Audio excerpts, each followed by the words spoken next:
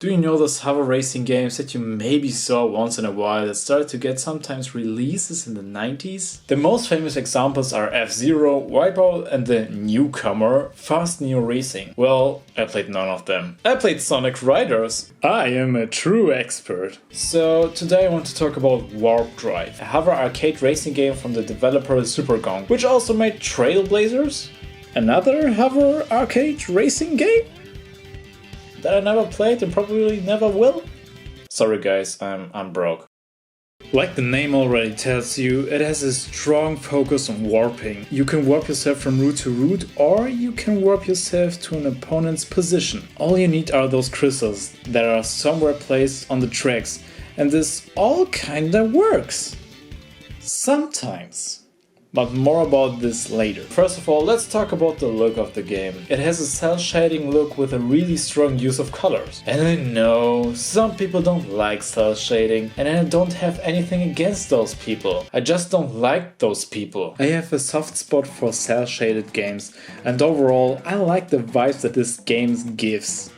The UI design is popping out and has a real neat self-made touch. For example, I love how the pieces you can buy are presented like in a real shop. It reminded me of Splatoon's shop. Like I already said, there are strong calls, especially when you warp or boost. It just feels so satisfying to boost yourself thanks to the good use of colors. But there is a question that I have. Why did Supergong change the art style from this to this? Their first game looked really good, I would say. So why this big switch of an art style? And I think I kinda know the answer. Hideki Naganuma. Hideki Naganuma is a freelance composer who made great and unique music for various games like Sonic Rush, Yakuza, Super Monkey Ball, Lethal League, but most of his fans know him because of Jet Set Radio!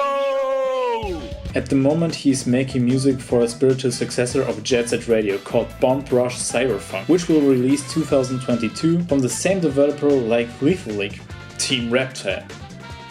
Kinda hyped. And maybe you ask now, Chester, why are you telling us all of this? I was about to tell you, you little fucker!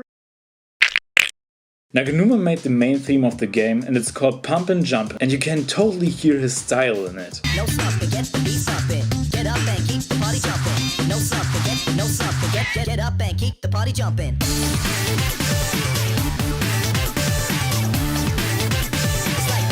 I have now 3 questions for Supergong. Did you change the art style into a cel shading look and said, yeah, we need a Naganuma theme? Or did you said, yeah, we need a Naganuma theme and change the art style in the progress? Or, yeah, we have a Naganuma theme, our next game should be cel shaded.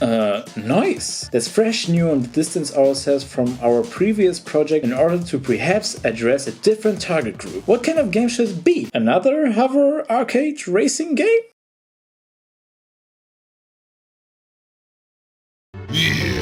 Back to the game itself. There are different kinds of races in the game. First of all, the regular races, which explains itself. The rival races, which are regular races but with only one racer without personality. Time trials, you need to absolve a track in a certain time limit. And coin races, a bit like the bonus stages from Sonic, where you collect points, or coins in that case. But you get also some missions along the races. Sometimes you need to get first place, but sometimes you just need to be under the top 3. It would be way much fun if you would get missions like drift at least for so long and get first place. Or get under the top 3 but don't touch the other opponents. The game is already too easy. The examples that I gave don't even need to be completed. It can be optional, but it would give me more motivation. Maybe as a reward you would get new pieces for your vehicle, or at least a bit more money. Let's talk about the tracks. They're fine and fulfill their purpose, but they get really repetitive really fast, and none of them has a really unique gimmick. And I'm never really sure if the shortcut that I use is really faster,